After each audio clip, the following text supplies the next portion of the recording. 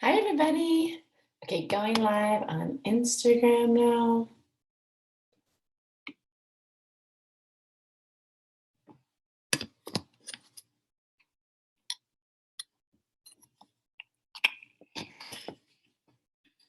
Hi. Oh my God, I'm knocking my thing over. Hi, guys. Hello, my cosmic babies. I am so excited for today's live. We have the amazing Dre, aka Dre Bay, coming on to talk about inclusion, languaging, how to be authentic allies, which is huge. So I'm so excited for that. Dre, they will be coming on at 10:15. So I thought in the meantime, we can talk a little bit. There's so much activity happening. There's so much happening in all the retrogrades right now. So I don't want to take too much time because I want to have plenty of time to dig into all of Dre's wisdom and answer some of your questions. And if you guys have questions for Dre, drop them in the question mark box because we have some that came through overnight, lots of spam. What's up with the question spam? It's like, I got all these things from like webcam girls and people trying to sell me like marketing agencies. I'm like, what is this? So happy good morning, Kay. Kay, look, I have your deck. So we're officially in retrograde high season. Who's excited? We have, let's see, retrograde, Pluto retrograde, which started April 25th. We have Saturn retrograde, which happened Monday. We have Venus retrograde, which happened Wednesday. And now we have Jupiter retrograde, which happened yesterday. So lots of retrogrades. And am I leaving any out? There's like so many, I can't even keep track. This retrograde high season is, I have had definitely my own medicine show up, old feelings, things you always think you're done with a feeling. And then it's like something like you carry it in your blood, in your DNA, and that feeling comes up and it's like, it hits you like a ton of bricks. Like there's emotions that I process all day that I'm kind of okay with, but then certain old things come up. And I was telling some of my, just friends and people about some of the things that have happened to me since this week. And I was like, wow, yeah, retrograde. I feel like all retrogrades give us a chance to see like what's bubbling up, what's coming up to the surface. How can I deal with that? Whether it's Venus in love and finances, whether it's Jupiter thinking about expanding and growing, whether it's Pluto, where am I holding on to shame or giving my power away, or whether we're talking about Saturn, how can I take more responsibility and step into the next level of like this responsible, accountable, high integrity version of myself. The things that come up during these retrogrades, I just want, and I'm speaking to myself, to take my own advice right now, these aren't things that are here to break you. These aren't things that are here to, to show you like, oh, you're not worthy. You're not deserving in this path. You had this misstep. You had this backslide moment. You had this obstacle, and now just give up. Like you were better off before, just not trying. That's not what they are. These things bubble up so we can look at them, so we can sit with them, so we can ask them the feelings. Like I love the exercise. I can post a video about it. Just a really simple exercise of tuning into like where your feelings have been in your body, not even having to understand the story behind it, but just like, where do I feel this shame or this anxiety or this heaviness? Where do I feel it in my body? And then asking it, okay, like, why are you here? What do you want to show me? What do you want to teach me? And then doing something to move it through. So a shaking exercise, doing a good salt scrub, moving, breath work. I know I had some stuff come up this week that just feels like old. Some stuff feels like I've had since I've been 6 years old. Some stuff feels like, oh, it's something I've been dealing with for the past 7, 8 years. So I'm going to, I did some journaling yesterday, I did some crying in my morning meditation, and then I'm going to do an energy healing with Jamie of Luxy Eve, my personal energy healer tomorrow. Because I'm like, everything, Venus and Gemini especially reminds us that everything that we're processing, the things that feel heavy, they are emotions, they're energy. So even though it's like kind of crazy to think like that, like, wow, this thing that it feels like it's gripping me into the state of not moving ahead in life, or this old heartbreak that rips my chest wide open when I think about it, or that thing that gets me like a punch in the stomach when I think about what that person said to me one time. It's just energy. It's just energy that's a little off in our body. It's a heavier energy, it's imbalanced energy. So take that, do with it what you will, if that feels good to you. But I love that feeling because Venus in Gemini is here to bring in a new electric energy. We talked about this on Wednesday, an exuberance and enthusiasm, something that just makes you feel like full voltage alive. And so it's gonna like short circuit the things that aren't holding that channel for that aliveness right now. Venus and Gemini is going to be like, asking us to push our container open. All the retrogrades are doing that right now. And so anything that's coming up that feels like the things I talked about, my personal things that are coming up, it's a chance to look at them and like, okay, are you an energy that's keeping me from being fully alive, fully present, fully expanding? Have I ignored you but going too fast? Have I pushed you down? Have I just not wanted to deal with you? And now sitting with it, looking at it, and like I said, getting energy healing. I'm going to do mine with Jamie this weekend. And like, how can you let the energy move through you and out of you? Instead of like holding it onto and wrestling with that thing and creating a story around it. So this is my my hashtag extremely oversimplistic guide to retrogrades and dealing with emotional and spiritual growth. But that's just like what I want to tell you in these 10 minutes here. And before Dre comes on, I am going to pull one of my new favorite card deck cards, the Church of Charlatan, X the Art Sob Tarot deck, a love letter to queer Latinx icons. This deck is so beautiful. Every picture, every image is like a journey you go on. And I've been having so much fun learning through my booklet. Where's my booklet? Here it is. The booklet that talks about all of these amazing icons. It's really, if there's anyone in your life who is queer, Latinx, or just loves tarot and storytelling, this is an amazing gift for them.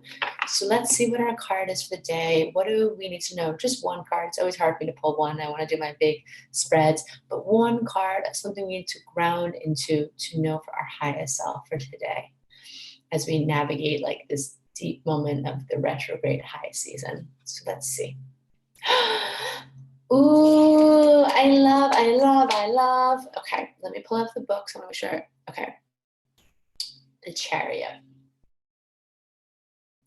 I love this card, and I love that K. Don't look at my nails. Oh my God, my nails are so gross. The K chose in the Chariot to have the Mexican hairless dogs. And then, this is, K's gonna have to help me out with this pronunciation. This is the Chariot card. I'm struggling right now, but you guys see, oops, oh my God. Calendar apps are opening. I'm struggling. Retrograde has me like super humbled feeling. So this is going to be the Chariot card for what we're going to ground into right now is, and I'm going to take a picture of the name and have someone help me pronounce it. But first of all, the Mexican hairless dogs. The Chariot card to me is always about, number 7, spiritual perfection, but not perfection. Like we're never going to do this whole spiritual thing perfect. To me, this retrograde is asking us to truly think about alignment. A few years ago, I pulled the Chariot for like a birthday reading, and my dear friend Consuelo really talked to me about like, Maddie, this card is inviting you to think about your values, to think about how you want your life to feel. What are the feelings you're worthy of on that deep like soul level, like beyond the mindset work? Joy, peace, abundance, creativity.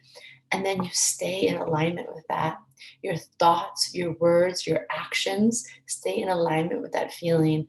You sit in that space and then you say no to anything that's not in that alignment of your core values.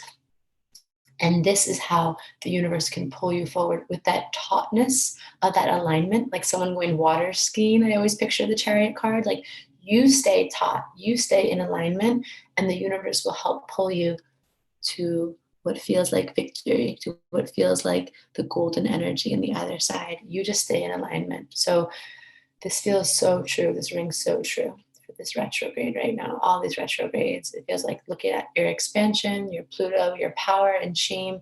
Look at your love, your communications, your money, your finances, and of course your work and responsibility. And like, what is going on right now? What's happening? What are the things in my life that aren't in alignment with where I know I need to go?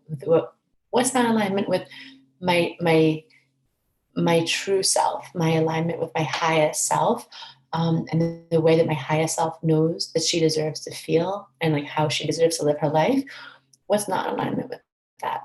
Oh, thank you. Show low X quintly. Show low X quintly. Okay, thank you. I was between just general on Instagram lives getting a little flustered about like all the notifications popping up.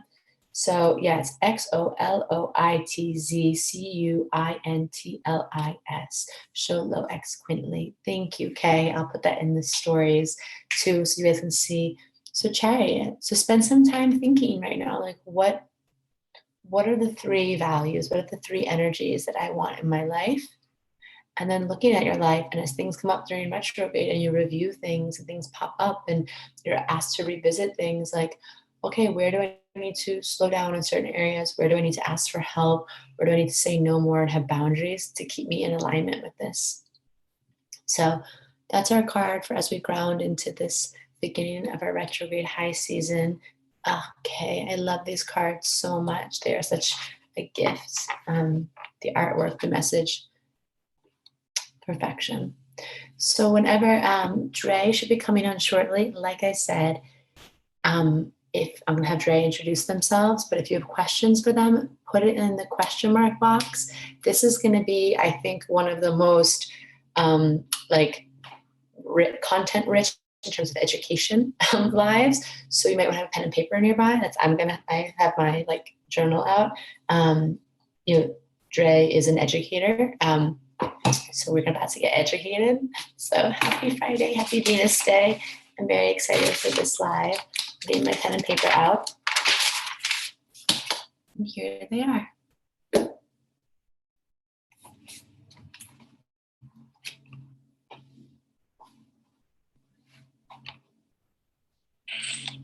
Good morning. Good morning, Dre Bay. What's going on? I love that. Dre's an educator. We're about to get educated. I'm like, everyone, like, we're not just going in like a casual, like, let's just talk about life and like crystals. I'm like, no, we're about to get educated, everyone. Get your notebooks out. Hi, it's so fun to see you here. I'm always used to seeing all your comments come through in the live, and I'm going to ask you to introduce yourself, but I just want to actually say to everyone watching, Dre Bay has some of the best energy that I've ever come across. It is just like a gift, whether it's in the Instagram chat or in our Cosmic Boss program, or when you reach out. I'm just like, that energy, it's so good. You bring such a pure energy to everything you do. So thank you. So much heart energy. All right. Okay, so I didn't tell you my name is Dre. I use they, them pronouns. En español, mis pronombres son él y ella, pero yo prefiero she. I prefer él. So let's go ahead and start with a breath. Right? Good idea. I'm hyper. I need it. Some people are already saying they're feeling the good vibes from you already. So thank you for blessing us with this energy already. So let's go ahead and just take one big breath in. We'll hold it for a few counts. I'll count and then we'll let it out. So perfect.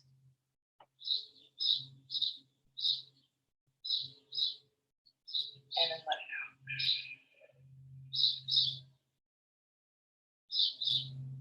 Deep breath in.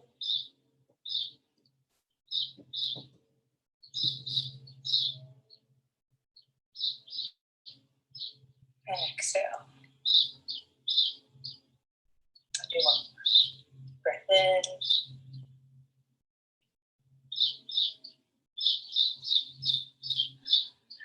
And exhale. All right. Ooh. All right, okay. Turning mode, let's go. Okay, now let's go. Now switching modes, let's go. A few housekeeping things.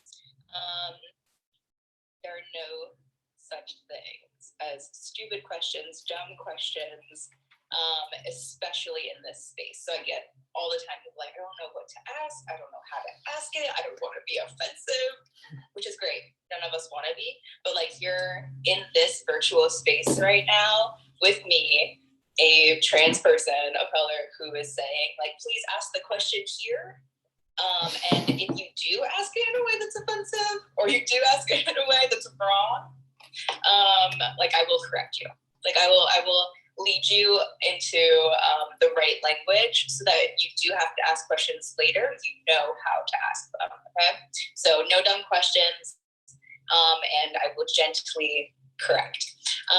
Thank you for holding that Also, impeccable I space for am us. the expert in my own experience. Mm-hmm. So I am not speaking for the collective.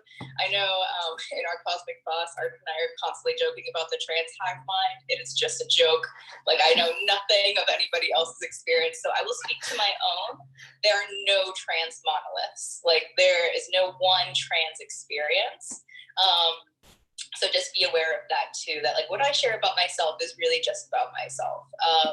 And the last thing is this is a 101. This is foundational terminology. We are learning the ABCs here. So if you're trans or non-binary, or maybe you're just somebody who knows a little bit more about this topic, you might say like, oh, Dre, I don't know if I would define it that way. It's just like I'm giving the most clear, concise definitions, the research-based definitions that like really stick with people who are just delving into this topic. So keep that in the back of your mind too. Okay. Yes, that's some Taurus impeccable space holding you just witnessed. Do you feel that? We are holding such a high integrity space right now. I love it. Thank you, Dre. Thank you. Yeah. So, and this is flexible too. I really just don't like just straight talking at people this whole time. So interject. I will come back if I need to. But we are going to start with just some basic terms. Define them. And then if people have questions and need some clarifying points, I also share a bit about my experience while we go through these words. So the first one I want to cover is sexual orientation. So that's somebody's physical, psychological, emotional attraction to other people. So when we think about the LGBT acronym, and if you're somebody who's taking notes, you might want to write down LGBTQ+. I'll put that here too. Q+. So sexual orientation is, like I said, is the emotional, psychological, physical attraction to other people. And in that acronym, those types of words are represented by L, the G, the B, the Q, and the plus. So those are sexual orientation words. Lesbian, gay, bisexual, queer questioning, and the plus is like a kind of stand-in position for like anything else that is also under those umbrella categories or in the community that if we included it in the acronym would just be super long.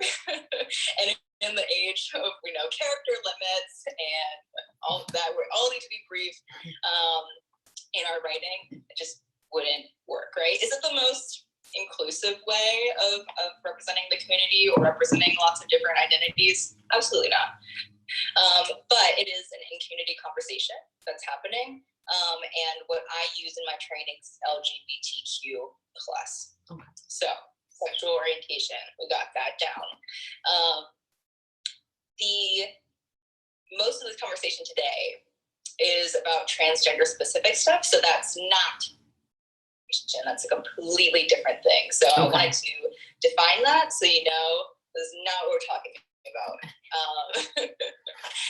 So that we can separate ourselves. What we're focusing on is that T in the acronym. Making sense? Are we all here? Good. Any questions so far? And again, like Dre said, no stupid questions. So I appreciate the space holding. Okay, already good. Also, I just love listening to a great educator because I just love clarity of information. Like, yes, I've heard this, read this, seen this, but like you saying it in this way, I'm like, Oh, yes. Brain is relaxing. Yes. All right. So term number 2 that I'm covering is sex assigned at birth. Okay. Sex assigned at birth. If you're a note person, you're also going to want to write down these 2 acronyms.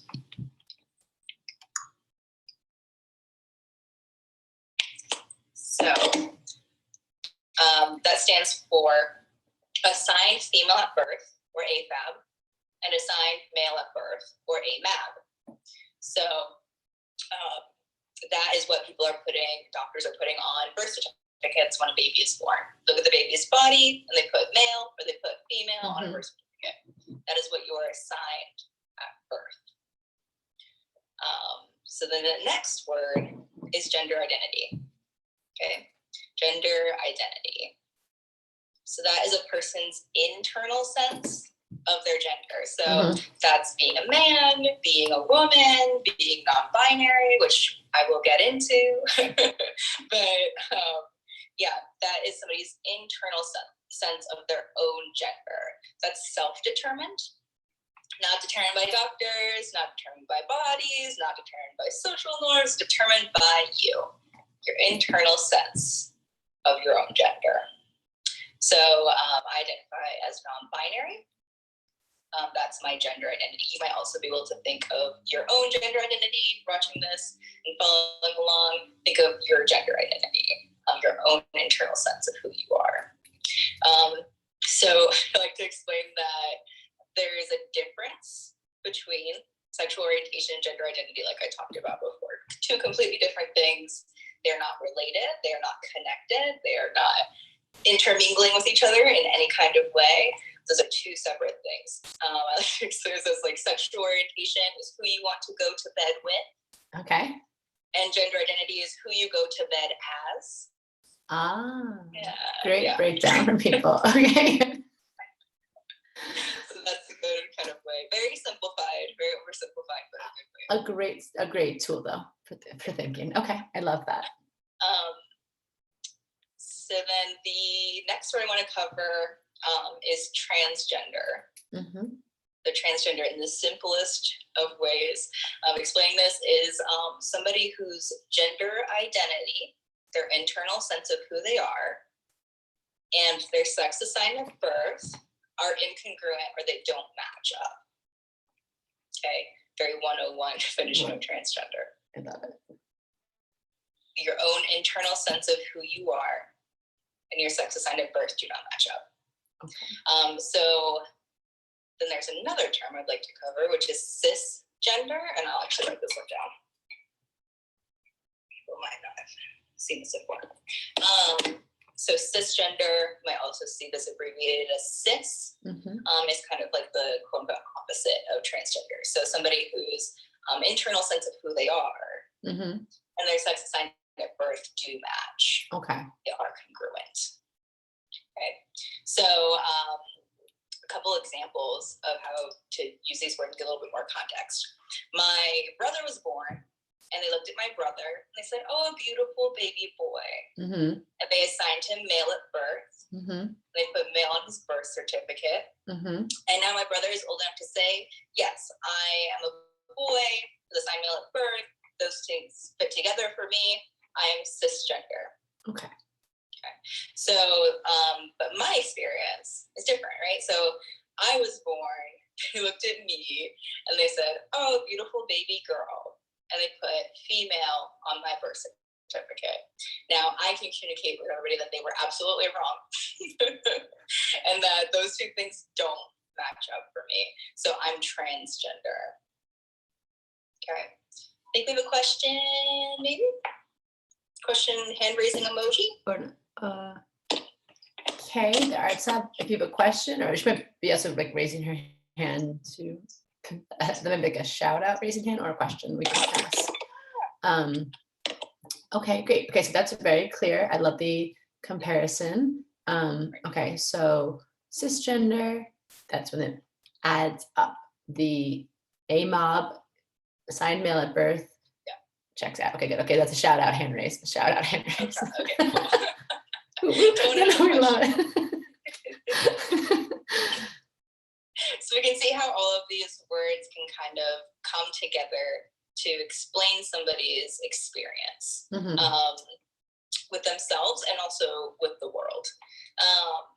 The other term that I want to explain is gender expression. So another completely different term. Okay. But it has nothing to do with any of the other ones. Okay. So gender expression is the way that somebody expresses themselves in either a feminine, masculine, or androgynous way. Androgyny is the mixing of the two, of mixing of feminine and masculine. So this can be expressed in so many different ways and like so many varieties and combinations and ways of looking at this. The way that somebody styles their hair, gets their hair cut, has like these gendered norms to them. The way that people interact with one another, the way people dress, whether or not somebody decides to wear makeup, how people cross their legs, how they dance, how they on and on so and many on things. and on. Like, right? There's so many aspects of our lives that are gendered, and some unnecessarily so, right? But yeah, it's all gender expression, and it's all about the choices we make to express our gender. So gender expression can be really variable. And like, that's totally cool. So somebody might, just for personal preference, like what they're feeling that day, what feels right for them might change day to day, week to week, month to month, year to year, over your whole life. It's like very fluid and definitely changing. So that's one of the reasons why, just like personal preference and what feels good. Another might be finances.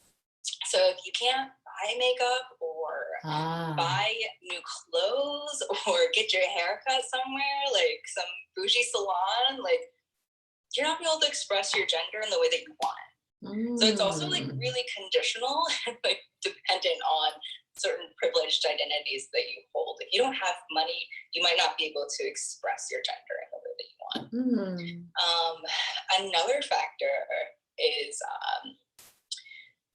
safety. Safety, for sure.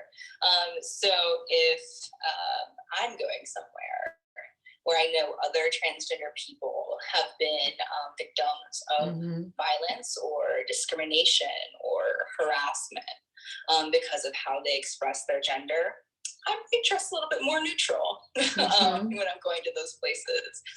Is that something that is fun for me? No, it's definitely not. It's not comfortable. It doesn't feel good, but it is a decision I often have to make in order for me to like reduce my risk of encountering sorts of violence.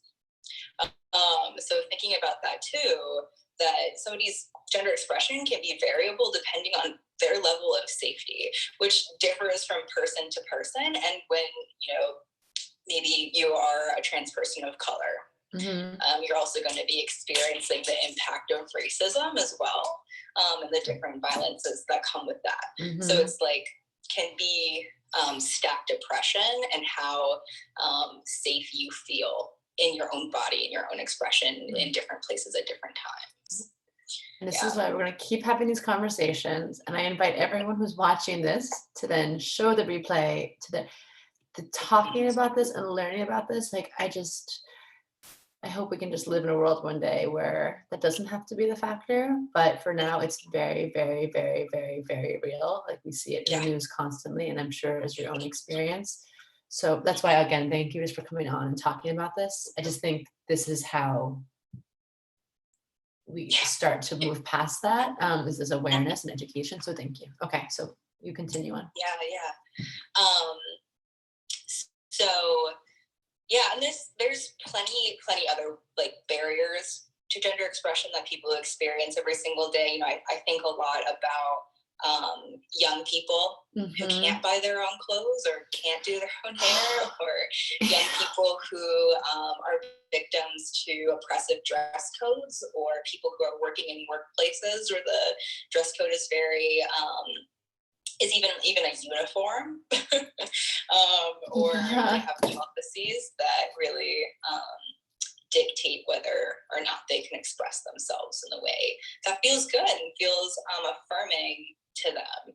So there's a million ways, if I thought about it all day, could write down everything. And share We'd be here for a while. Just all the ways that your gender expression is limited is like also just the story of like everything happening in society. So I think we have a good grasp, but that is interesting. Thank you for illustrating that it's not just as simple as like express your gender. Like it's like it might change for you personally, inherently, and then the conditions around you, and then financial conditions, and you. I didn't even think about like workplace, like uniforms, and the super helpful. Everyone's letting you in the comments. P.S. too. Just the Dre fan club. I knew this was gonna happen, but the Dre fan club is already established. All right, I love this. I'm the president. Sure. Okay. All right, so those are our foundational terms. And before I move on to anything else, I really do want to give space for any clarifying questions. I know that this is a lot of new terminology for people, and that if you do need a clarifying question, I want to give time for that. And I will circle back to if like you're typing it out and it's a long one. I know that happens on lives. Like, we know it happens, and the delay on the lives. The delay on the lives is also like what? Oh, what? So yeah, if anyone has a question on anything that Dre just covered, we talked about sexual orientation being different than gender identity, being different than gender expression, and some of the stuff that we covered under that. So if you're thinking, like Dre said so eloquently, so beautifully in the beginning, this is the time. There's no stupid questions. There's no offensive way of asking. And there's, you know, if it is offensive, Dre will gently correct you. Okay, so we'll just see. And if they come up, we can circle back to them. And I'll keep an eye on the comments for you so you can do your flow. I do see something here about bathrooms, right? I'll go on my mini tangent on bathrooms, but take us on a mini bathrooms. tangent. Like that's like a decision too. That is like you are expressing your gender in a space by choosing which gendered bathroom to go into, right? Thankfully, like for example, in my workplace, they're gender neutral, so it doesn't really matter. And if you're working in a workplace where it's a single stall bathroom and it's gendered, that's like an immediate fix. That's something you can fix right away. And advocate for people in your workplace to make the bathrooms gender neutral. So that's one thing, but bathrooms. So we hear this bathroom debate, right? Quote unquote, that's what they're calling it, the debate. So it's, you know, people are concerned about gendered mixing in bathrooms, and I can tell you that I've been in plenty of spaces where it's been multi-stalled bathrooms, and the bathrooms are not gendered, and nothing happens, but people go and do their business, wash their hands, and leave. So that's like there's a lot of fear mongering.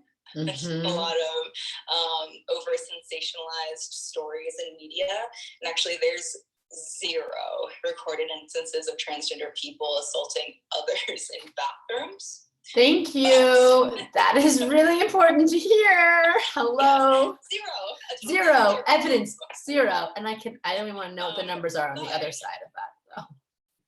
I'm sorry, you cut out a little bit. Oh, so no, the numbers of like transgendered people having violence against like cisgender. But I can only imagine what the number is on the other side of statistics of that. And probably underreported as well. Of course.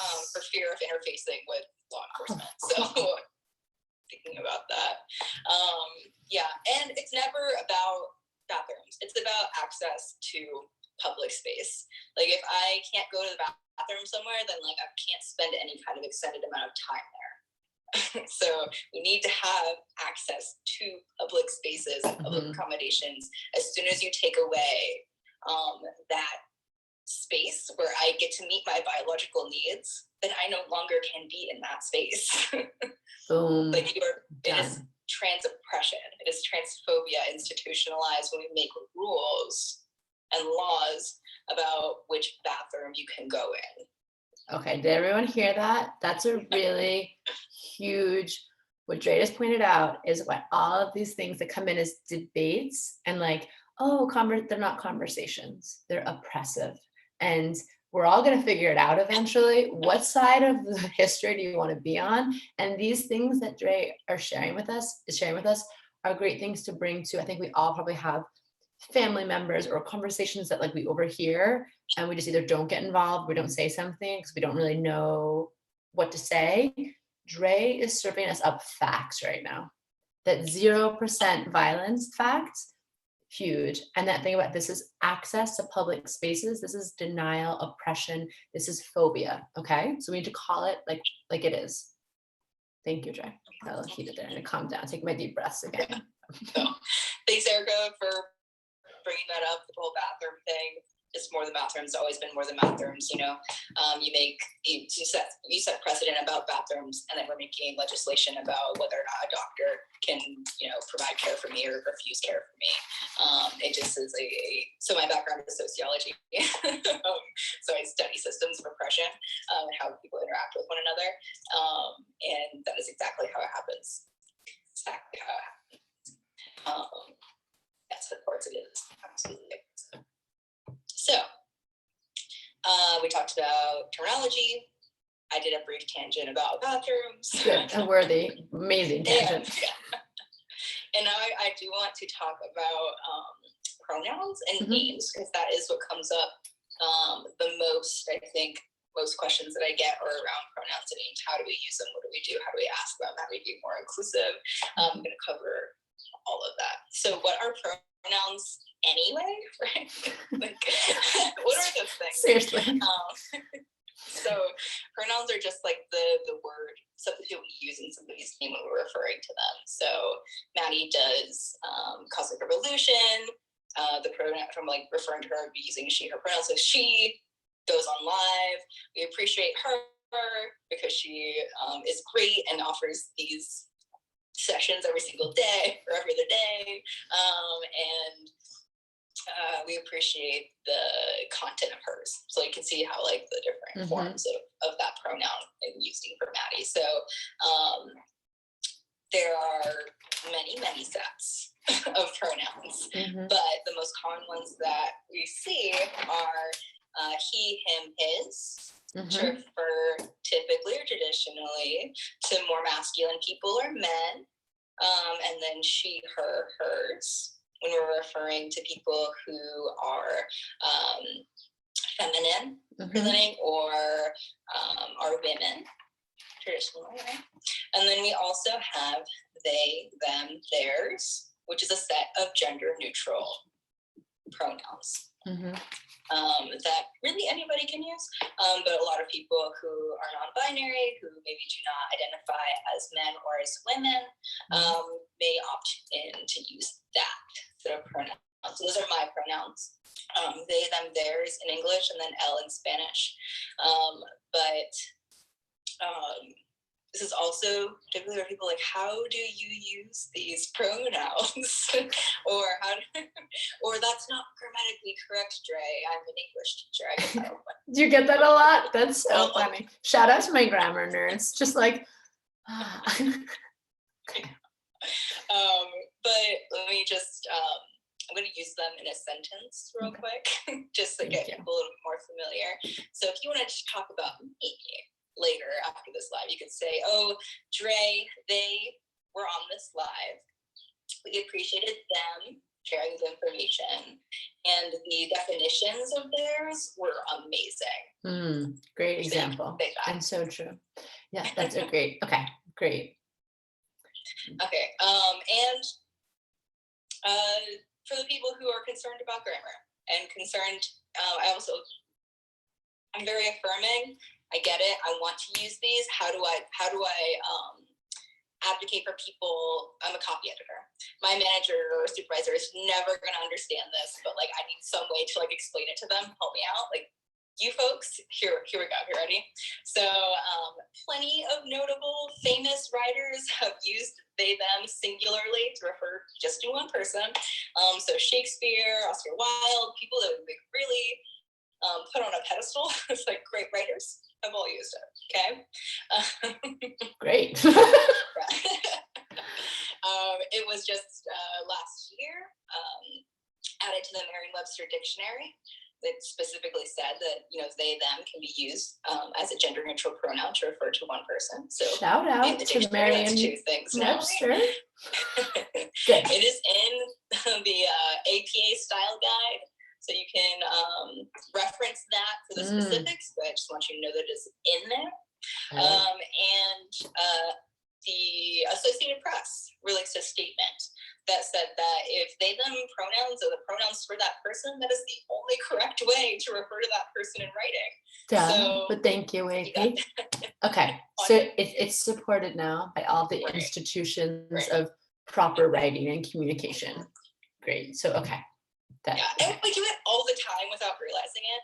Like all the time. I was gonna say also, like, now we're all gonna be sticklers for grammar, even though we're all I think it's funny, but that's a good point that we do it all the time. And like anything, it's probably getting used to saying it a few times, like writing a few times, and then you're like, oh right, it's just like anything else. Yeah, so exactly. Thank you for walking us through that. Practice. Yeah, I mean, like if you're in traffic, right, and somebody cuts you off in traffic, you're probably like, oh, they're a real a-hole. Yeah. Right. Fuck them. But like it's typically one person driving car. So true. Mind is blown. Right. Or if you are waiting for a package and you come home and you ask your roommate, oh, did they drop off the package? Right. Typically one mail carrier too. So just a couple examples how we use it. We already do it. Okay, great illustrations. I love that. Yeah.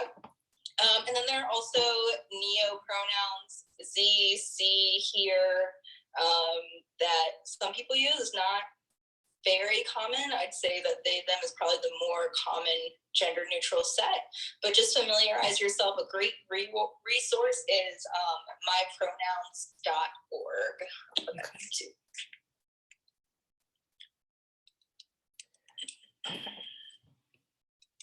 And Drake, do you have advice of like when, I guess like just when and how to ask someone for their pronouns? And I know we're gonna talk about a lot like allyship, but like should everyone just announce their pronouns all the time? What do you recommend? Yeah. This is a great segue. Okay. Which is all about sharing and finding out people's pronouns. So I would say in every space that is safe to do so, especially if you're cisgender, you should be sharing your pronouns when introducing people, or introducing yourself to people. So that can be in person if you know you're at a meeting at work, or you're meeting somebody at your church, or you are meeting somebody in any kind of one-on-one space. Go ahead and share your pronouns with them. So the way that would look is I would say, hey, I'm Drake, and my pronouns are they, them. Mm-hmm. So Maddie, would you like to demonstrate Hi, your pronouns? I'm Maddie. My pronouns are she, her. Like that? Yeah, perfect, just like that. Yep. So that would be in person, and then virtually. And especially since we are now meeting people virtually more often, I think, than we are meeting people in person, is really important. So your email signature is a great place to share your pronouns. Great idea. So my email signature says Dre, and then under that it says they, them, and then I have a link that links you to mypronouns.org. that explains why pronouns are important and what that means, so that every time I write an email, I also don't have to give an explanation about what it means, so people can do their own little reading on their own time. So great place to put that, super easy to change, and something you can do right after we're done with this live. Letter signatures too, same deal, same space. Social media. So every social media platform has somewhere you can put your pronouns. It's not like a place where it's going to ask you to put them, but just like put them next to your name or in your bio. Even on LinkedIn, I think it's really important to make this a practice in business spaces. So yeah, LinkedIn. Oh, and now that we are using Zoom all of the time, I actually need to do this, is putting your pronouns in where your name shows up too. Okay. So that we can do that. And then doing Zoom, and when we're going around the virtual room and Zoom too, and sharing our names and who we are, titles, we should be sharing our pronouns too. So the reason that this is so important for people to share their pronouns is because as a trans person, I'm typically the only person in a room sharing my pronouns, or I'm the person who's saying, hey, I know this doesn't seem like a practice here, but can we do this to create more of an inclusive space?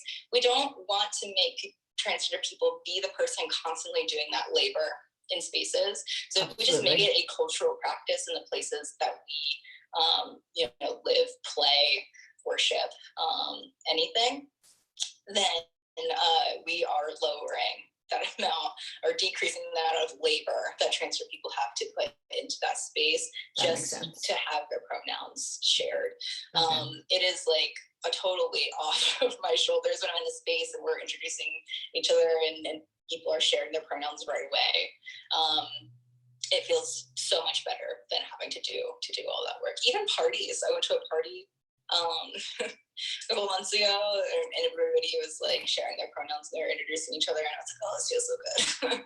Like I finally don't have to like be in facilitator mode or trainer mode, or I'm like, "Can we share our pronouns in this space, please?" Or anything like that. So that's why it's such an important practice. And the more we do that in more spaces, then the more normalized it becomes. And there are just more places where people can easily navigate just general life. That makes sense. So yeah, because Kay asked in the Arts Lab, Dre, do you think that femme presenting cisgendered people should also be sharing their pronouns up front? I think everyone should, but I know there's different opinions. Yeah, I mean, I think, like I said, my suggestion is do it where you feel safe, right? And I think for most, people, they know more or less where they're safe to share that. Like, I'm not going to typically, let's say, share my pronouns with someone at like the gas station in the middle of nowhere where I don't have service, and like I know other people have been harassed. Like, I'm not going to do that. Right. Exactly. But, or I'm sure there's plenty there. I love that. Yeah, it's helping like share the like Kay and you were saying, it just helps take all the labor off of you, and also it makes it more. We just want to create like the more people hear things, just the more awareness there is of it too. Like, so okay, great. I love that. That's amazing. So good. I have so many notes. I love this so much. Well, while we're talking about pronouns, I think it's a good time to kind of also discuss gender neutral language and just different ways of being more conscious about the ways that we use gendered language with people. So a lot of people like address the room and they say, "Oh, hey guys," or they might be even like, "Hey ladies," to a table at a restaurant or anything like that. Like that can be really hurtful and really harmful to people, to assume that a group is all identifying the same way because of how they look. Right. So trying to stay as neutral as possible until you know better is really important. So you can use they, them pronouns for anybody you don't know, their gender identity or their pronouns, their correct pronouns. You can use them. So I see some random person on the street, like, "Oh, I really love their shoes." Right? I don't need to say her shoes or his shoes. I can just say their shoes. Or I don't use honorifics like Miss or Mister. When I don't know somebody's gender identity or their pronouns or their their correct honorific. I don't use Miss or Ma'am. I know it can be really hard for a lot of people who grew up in places where that was culturally like respectable to refer to people as Miss and Ma'am or Sir or Ma'am. it does take a lot of practice, and the more conscious you become of it, the easier it is to take those words out and get into a more neutral space. Okay. Are there words that, okay, took the words out of my mouth. I was going to say, are there things that you say to address a group that feels safe? And I was joking about I said y'all in our Cosmic Boss chat. I was like, sorry, I said that. And you and Arden were like, actually, y'all is amazing. Okay, so are there any other words like that you recommend, that you like to use, that just kind of are gender neutral ways of addressing a group of people? Y'all, friends, colleagues, coworkers. Yeah, it depends like what space you're in, but I mean, teachers, students, kiddos. I love friends. That's so good. Yeah. I say friends a lot, actually. Pals, yeah, someone said pals. Okay. Yeah, so also this is so fun. Like, we're in Venus and Gemini right now, retrograde. Mercury is in Gemini. This is a time to get curious with our language and have fun with it. Like, things get but I always think of Gemini as like bubbly effervescence, bringing in new life. And it's like sometimes the language just gets so dull and dead anyway. Like, I don't even want to say guys. That's such a blah word in general. So like challenging your mind to have more consciousness. Okay, this is a good question for Lexi that a lot of people did ask in the question mark box. How about babes? Can babes be gender neutral? Because I always think of it as, but I don't know your experience. Yeah, so I think that's something that you've really got to just depart from, which is sad, is I love babes too, right? So like it works in like with our cosmic bosses, like we say boss babes all the time, but I think everybody in the group is comfortable enough. You create a space where people can actually say to like, this doesn't jive with me. Like, I don't actually like that. Yeah. But I do not use babe unless I know it's okay. And like, I will ask people too. Like, I've asked my friends, like, actually, can I call you babe? Or is like that not work for you? Which is like fine. Like, once you are comfortable with somebody, like that's like going to be a comfortable spot thing. Where you're trying to reverse somebody as babe, you've got. I was like, once you're there, hopefully you're at a certain level of comfort. You're not like introducing your new like employee to someone like. So okay, I like that for in a situation that it feels comfortable and there's already a certain amount of like understanding. Kay's bringing up folks with an X is obviously like. Love that, folks. I do say folks a lot too. Folks, this is just fun to type out. Anything with an X. Actually, can we talk about that? Sure. Yeah. I feel like that's also a good segue into everything with an X. Like, I'm sorry. When people write like goddess with an X, goddess. Oh yeah. X, is that something? How do you feel about that? I have feelings. I think it works for some people. I think that it's better used if it's like you are using that word to describe yourself, right? Like if this is like something you're claiming for yourself instead of saying like for an entire group. So that's my personal suggestion. Like I've seen like women with an X, or like you want to use that for yourself, that's really cool. Or if you and a group of people are agreeing upon that. Okay, that's a great signifier and a way to have context around that. But I wouldn't I do not love using that for like a women's circle, right? With like an X, because then I am curious about what that really means for that group, because it means so many different things to different people. Okay.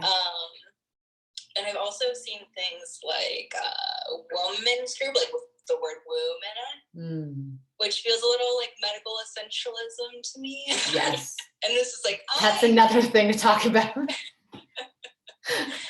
It's like, I have a womb. I'm not a woman. I'm not a woman, right? So like, who's allowed in this space, right? I think one of the questions that you had sent me from yesterday was asking about like femme forward, like what we want to include this year. I say get really unapologetic. Okay. About who you are allowing in this group, and be honest that like the reason we're creating this space is because we want to acknowledge that people in this space are affected by a certain kind of oppression. So misogyny or sexism, and like I am also affected by those things. Right. Even though I'm not a woman. Right, because that's an interesting area. I don't self-identify as a femme either. So you really just need to like know like who is your target audience, right? Who are you prioritizing in that space? I think is what I'm trying to say. Like there's been people who are like we've worked with before on like this whole language about naming their group or naming like the purpose or who the space is for.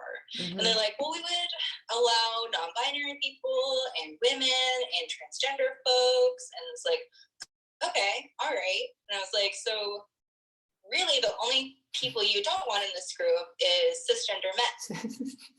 And they're like, yeah. And I'm like, yeah, so you can like call so you could just say everyone but cisgender. Give it a cool gender neutral name. Okay. That doesn't have like any kind of gendered anything in it. Yeah. And I would say, like, name it. And like, at that point, I feel like most cisgendered men know.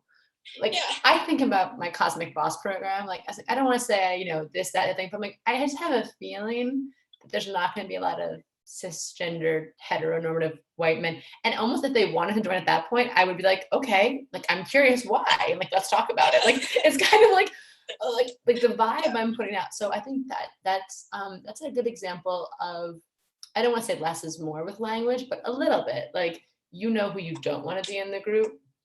If you're thinking about want to be just marginalized people who are dealing with some sort of oppression in their own group to focus on, and then you could think about like how specific you want to make that. That's really helpful.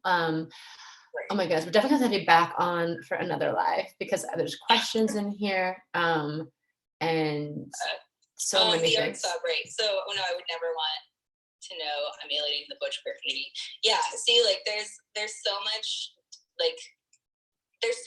more to this conversation. Yeah. Like that we're not gonna solve it in 45 minutes. What? And it's such a nuanced one that like the language I'm using in this 101 space is like not going to capture it. Yeah. So it definitely needs to be something where like you are bringing in people who are like doing consulting work and people who are like in the community with like that lived experience to say like, okay, let's work together to create this, or let me give you the resources to create it. Yeah, because that's also part of being an inspiring ally is like, let me do the work on the back end and you actually like do it because it's like for you. Yeah, right? Exactly. And that's part of being an aspiring ally is doing stuff like behind the scenes, this extra work for you. Can we ask, I mean, there's so many, God, I just want to like keep extending this. We're definitely gonna have you on for a second one so everyone can get excited for that, possibly like ASAP. And I know you do like copywriting work for people's websites, you do consulting work. What's the best way for people to find you? Yeah, so my email is in my bio. So you can go ahead and hit me up through there.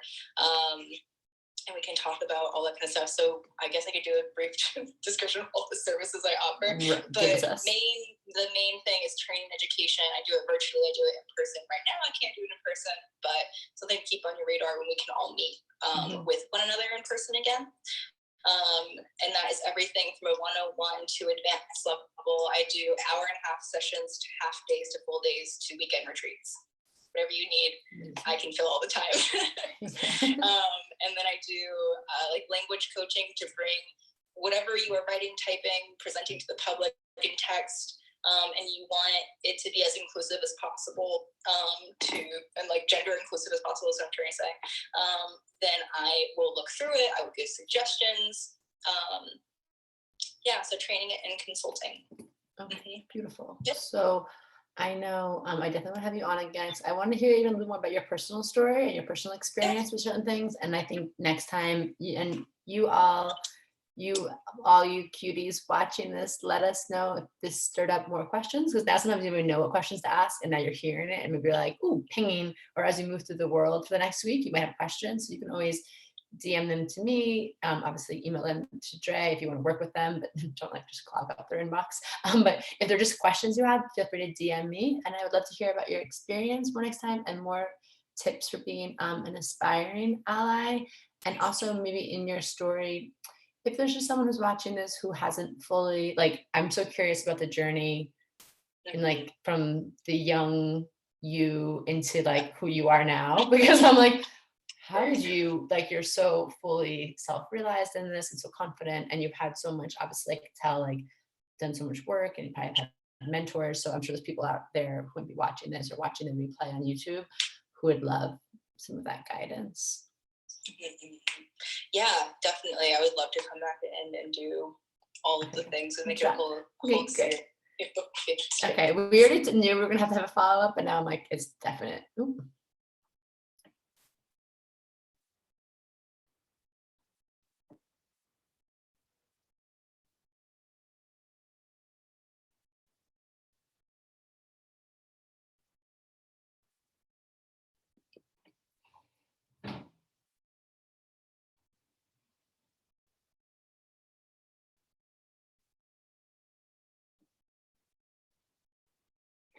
Dre, you're amazing. I knew you're gonna slay. That was even above and beyond. I just loved learning under you with your guidance. It was so like beautiful and comforting and expansive. So thank you so much for that. And hopefully I'm gonna post your story again right now. And that was amazing. And I just, yeah, definitely want to, we can figure out a time where you can come on again, because that was just super powerful. And I feel like people now are going to be just walking through the day and probably have other questions coming up. And just thank you for being you and doing what you do. And with your beautiful grounding Taurus energy, I think you just provided a really, really nice, safe place for everyone. Oops, I'm actually still on the YouTube live. Okay, I gotta go. Hi, YouTubes. Okay, that was just me gassing up Dre because I love them so much. So thank you all for tuning in. I'll put Dre's info in the captions if you need. Okay.